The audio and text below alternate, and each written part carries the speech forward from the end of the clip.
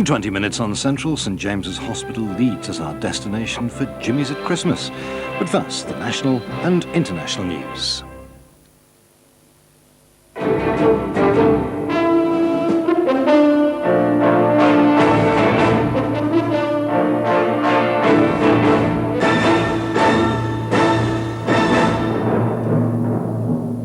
President Gorbachev plans a Christmas Day resignation.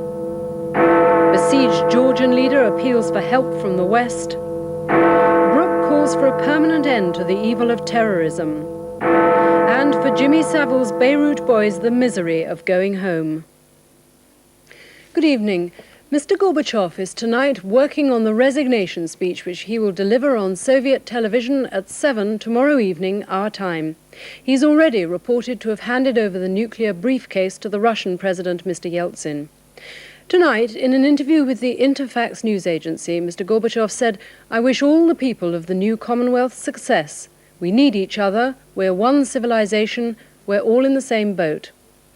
Mr. Major wrote to Mr. Yeltsin today saying Britain would now recognize the continuity of statehood between Russia and the former USSR. Boris Yeltsin now has his finger on the nuclear button. One of his aides said today Mikhail Gorbachev has already handed secret launch codes to his old political rival. Mr. Gorbachev won't be stripped of all the trappings of power. Mr. Yeltsin is letting him keep his official limousine, his dacha and his presidential salary. At the Kremlin today, Mr. Gorbachev addressed his staff for the last time and prepared his Christmas Day resignation speech. The last remnants of his old legislature gathered at the Supreme Soviet.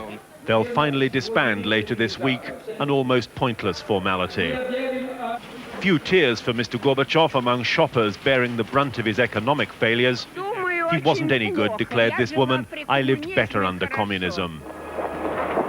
But tonight's television brought more bad news, a list of January price increases, putting the cost of some goods up as much as 5 times. This is the reality now, Christmas shopping Moscow style, a humiliating scramble for the few goods on sale. Most agree that in the post-Gorbachev era, life will get worse before it gets better. Tim Ewart, News at 10, Moscow. Mikhail Gorbachev returned to Moscow after the August coup, dazed and diminished. If he imagined he could regain the reins of power, every day that followed demonstrated that his authority was gone. No surprise to those in the Soviet Union, they'd long seen him as a man whose time had ended. But alarming to the outside world, where his survival in power seemed the one hope of stability in a nation falling apart as a result of the changes he'd introduced. He'd begun his leadership conventionally enough, leading the mourners at the funeral of his predecessor. But he immediately saw the need for economic reconstruction, perestroika, and glasnost, the freedom of speech necessary to bring it about. His effect on the world was astounding. For the first time, real reductions in nuclear weapons and the evaporation of East-West tension. The end of tyranny in Eastern Europe, despite protests from Moscow hardliners that the Soviet Union's security interests were being shamelessly abandoned. The fall of the Berlin Wall was the ultimate symbol of communism's collapse in the countries Moscow used to control. Would the domino effect strike the Soviet Union too? Mikhail Gorbachev appeared to think not. Himself a product of Stalin's communism, he recognized the party's corruption and its inefficiency, but thought he could reform it enough to keep it in power. He was wrong, and his reluctance to condemn the party's role in the August coup sealed his fate. His market reforms had been half-hearted, bringing chaos rather than prosperity. It was Mikhail Gorbachev who introduced democracy to his countrymen. It was through that system that they rejected him. Mrs. Thatcher has confirmed reports of a link-up between her Thatcher Foundation and the think tank which Mr. Gorbachev is expected to head after his resignation. Mrs. Thatcher said she wasn't sure whether the link would be at a personal level, but either way, she said, "I shall be delighted to work with him." When he steps down, Mr. Gorbachev will leave behind him immense problems for what was the Soviet Union, as our diplomatic editor Edward Sturton reports. He presided over the winding up of Lenin's revolution, and that has been achieved remarkably peacefully.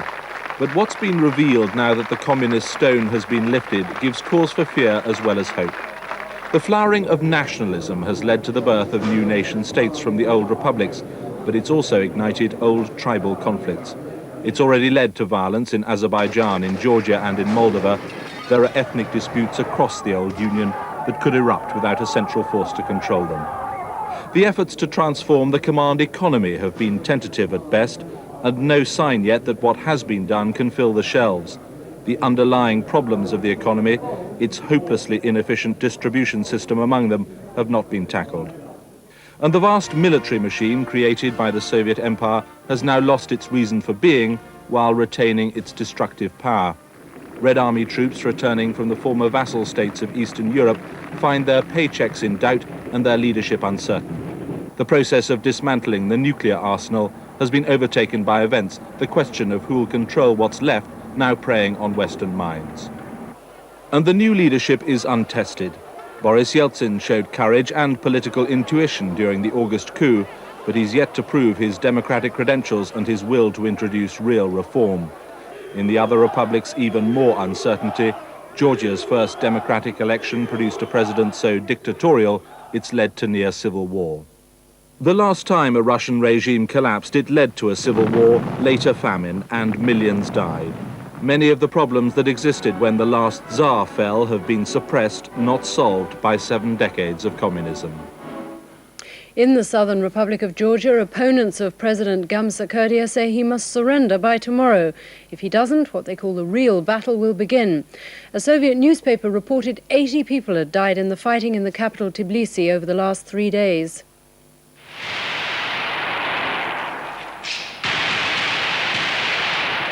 Inside the Georgian parliament today, soldiers loyal to the president fought for his life, firing over Tbilisi's burning rooftops at the rebel troops of the opposition. President Gamsa was today taking shelter in an underground bunker beneath the building. His enemies have given him 48 hours to surrender. It's a coup, he said. The opposition are criminals. I'm the democratically elected president. I could destroy them. I've 10,000 armed men ready in the city. Running gun battles continued in the streets surrounding Parliament all day. So far, the fighting is limited to this deadly square mile. Opposition rebels pinning down the president in the government building. There's been round after round of automatic gunfire, interrupted only once as the white flag allowed both sides to pick up their dead in the silence. Both sides claim military superiority. This afternoon, part of the Parliament building and part of the opposition headquarters were ablaze. As the death toll mounts, there's no sign of compromise, no sign of negotiations, just a relentless war for political control of Georgia. Gamsa supporters blame the opposition for the bloodshed. Rebel fighters say they want to remove a dictator who's guilty of corruption and human rights abuse. They want him put on trial. This former Soviet republic, beginning to stand alone, has immediately resorted to the gun. Penny Marshall, News at 10, Moscow. And now other news. The Northern Ireland Secretary, Mr. Peter Brooke, has urged the people of the province to work together to bring a permanent end to terrorism. During a visit to troops on Christmas duty there, he challenged the terrorists to lay down their arms for good if they were serious about peace. That is what we all want. That would truly set the stage for a happy new year. If they cannot face that challenge, the people, north and south, can only conclude that the IRA's real Christmas message came earlier this month in Belfast and Craigavon. Police in Berkshire have released a man they were questioning about the hit-and-run death of a father of 6. The man went into a police station after the accident on Sunday night. David Button was knocked off his bicycle in Stoke Poges, near where he lived. Police believe Mr. Button was hit from behind and knocked onto the verge. They're investigating a report that the driver stopped, got out, looked at Mr. Button's body, then drove off again. Shopkeepers say the last few days before Christmas saw something of an improvement in sales, but this week's takings won't be enough to make up for what's been a bad year. After a slow start to Christmas shopping, stores around the country reported a much-needed last-minute rush. In Bristol, though, an area badly hit by the recession, people spent less than last year, but but that didn't stop them from fully entering into the festive spirit. Glasgow fared far better, with some retailers claiming an increase in sales of 15% on last year. We've always had this idea of the prudent Scot, and consumer debt per head in Scotland tends to be lower anyway, so people, again, haven't been under the same pressures. In London's largest shopping centre at Brent Cross, early sales fuelled a last-minute Christmas boom, but that may rebound in January, when trading during the traditional sales period could be slow. Here at Brent Cross, sales are up on last year, with retailers reporting their busiest last 2 days of Christmas shopping in living memory. Glenn O'Glaser, News at 10 at Brent Cross Shopping Centre. Finally, Sir Jimmy Savile, whose fundraising helped 2 Lebanese boys learn to walk again at Stoke Mandeville Hospital 4 years ago, says he's at a loss to know how to help them now. The boys are spending another Christmas back in Beirut without treatment. This Christmas, Bilal Shahib has little to look forward to. In spite of severe spinal injuries, his elderly mother has to provide the only medical treatment he receives. His paralysed body is covered in sores. It's a far cry from the optimism of 4 years ago, when he was one of 2 Lebanese boys being taught to walk again by British medical staff. Along with 8-year-old Shamir Ibrahim, Bilal was rescued from Beirut's refugee camps by the English doctor Pauline Cutting and was cared for at Stoke Mandeville Hospital for 6 months. Even at the time, both boys knew they were returning to an uncertain future. Shamir spends most of his days in the family's one-roomed flat. I want to go to London, to go to school and go to hospital. In the bomb-shelled refugee camp to which Bilal returned, access for paraplegics is not a priority. He rarely gets out in his wheelchair and without medical supervision has given up trying to walk. The hard facts of life are that when they left us to go back home, a reporter said to me, "What are they going back to?" And I said, "To die." And it's an awful thing to have to say, but of course, all the equipment that we sent them back with, we sent them back with thousands of pounds worth of equipment, was gone in a matter of days. In 1987, both boys saw their horizons broadened. Today, their prospects are bleak. Their only hope that the generosity of the British public will once again offer them the chance of a better future. Caroline Kerr, ITN, Beirut. And that's the news tonight from all of us at ITN. Good night and have a happy Christmas.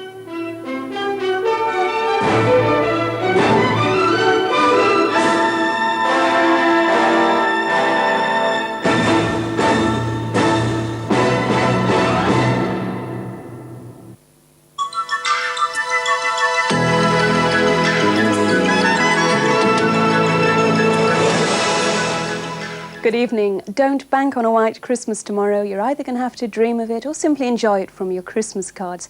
The odds are heavily stacked against this sort of Christmassy scene. The reason why is the winds are now coming off the Atlantic. This, in fact, is tomorrow's wind flow chart showing high pressure retreating eastwards towards the continent. And yesterday's disturbed weather's now gone off towards Scandinavia. The thing to keep our eye on is the low pressure just flirting with the very far north of Scotland. Now, as we go into Christmas Day tomorrow, do watch out for some fog lingering on in southern areas there, meaning cold temperatures where it does persist. But for most of England and Wales, very much a crisp, dry, bright Christmas morning, plenty of sunshine around. In direct contrast, Scotland's not displaying very much festive cheer at all. Dull, grey, slate-like skies and some rain and drizzle in the very far north. Now, whilst we're tucking into our Christmas lunch, well, the rain will push southwards, getting into Northern Ireland and as far south as the north of England there. Brightening up, though, in the very far north of Scotland with the occasional blustery shower. At least the southern half of Wales, as well as England, hangs on to that brighter weather. As far as temperatures go, they're still looking good, very good indeed compared to today in the very far north of Scotland. But at the same time, the wind starts picking up again, so do bear that in mind in the far northwest. That's all from me. Good night.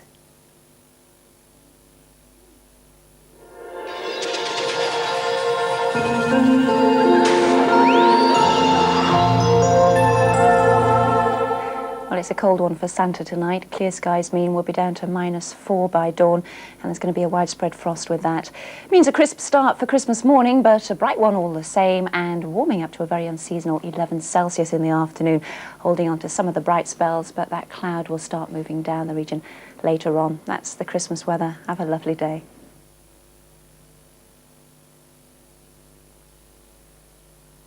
Snakes alive, the Christmas Day movie premiere is Crocodile Dundee 2. Nick, I'm being held prisoner. What are your chances of getting out of here with that jacket on? Better than average. The girl's gotta die. But no one touches Dundee. At least for me. A Christmas Day movie premiere at 8 on Central, Crocodile Dundee 2. Hello, Bushman.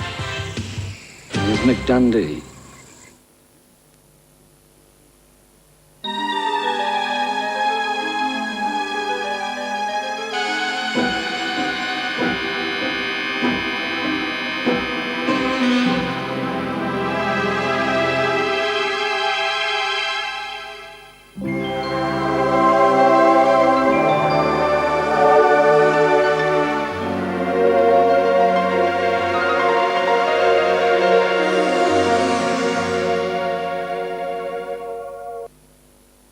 Just seen old Vic at the bar. He's not getting any younger, is he?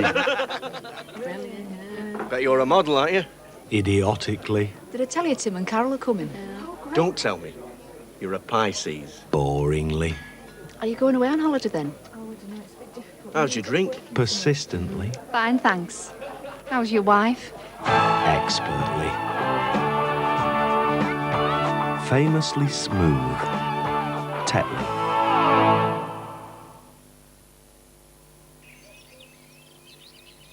Something smells a bit of all right in here. I'm just putting my new electric cooker through its paces. Watch it. Your right back's getting out of control. All well saved. When you cook electric, there's a wide range of cookers to choose from to suit every taste. There you are. The perfect souffle. Well played, young man. For everything you need to know about cookers, pick up a brochure from your nearest electrical store.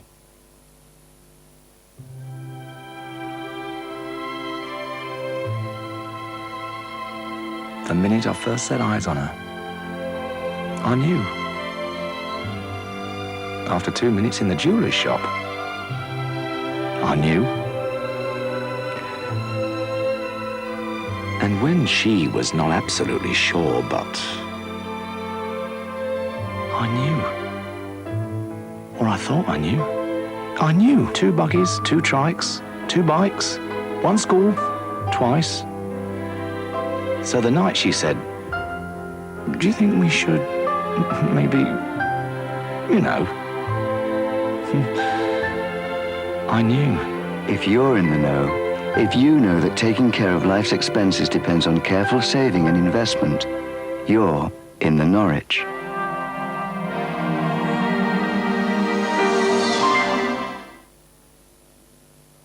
Britain's biggest furniture sale. Schreiber Rigid Kitchens up to 70% off. Schreiber Bedrooms down by up to 55%. All at the MFI sale.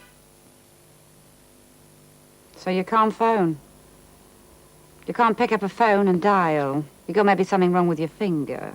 It's an allergic reaction to telephones. A phobia. You're telephobic. Hello, Mum. So you can't visit, you can't come round, you can only phone. Phone home. Be appreciated. Never mind. It's a pleasure to hear your voice. A little more often wouldn't hurt.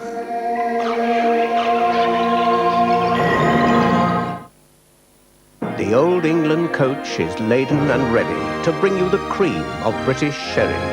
Old England, the cream of British sherry. Central presents a Hitchcock thriller, Topaz. Stay with me for a few days. Where did you hear that name? There is a woman in Cuba, isn't there? You are an intelligence agent, but you would never be heard from again. A Boxing Night classic at 12:20 on Central. Hitchcock's Topaz.